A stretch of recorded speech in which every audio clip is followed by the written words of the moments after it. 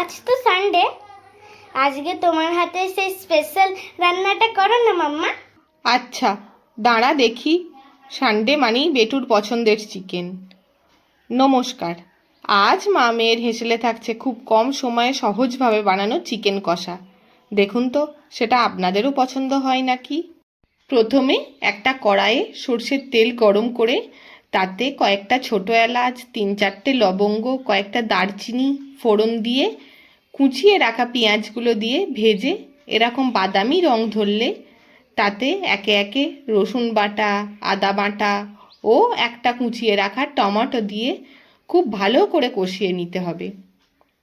এবার একটা সুন্দর গন্ধ আর সাথে সব মশলা কষে এলে 1 চামচ কাশ্মীরি লঙ্কার গুঁড়ো, 1 চামচ ঝাল লঙ্কার গুঁড়ো, 1 চামচ হলুদ গুঁড়ো, 1 চামচ জিরের গুঁড়ো দিয়ে আবারও খুব ভালো করে কষিয়ে নিতে হবে ততক্ষণ যতক্ষণ না এরকম তেল ছেড়ে দেয়। স্বাদ মতো নুনও দিতে হবে। এরপর চিকেনগুলো দিয়ে দিতে হবে। তারপর মাংসের সাথে খুব ভালোভাবে মিশিয়ে নিতে হবে।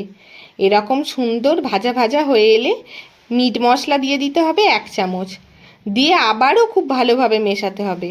হালকা তেল ছেড়ে এলে ঢাকা দিয়ে দেব মাংসটা সিদ্ধ হওয়ার জন্য।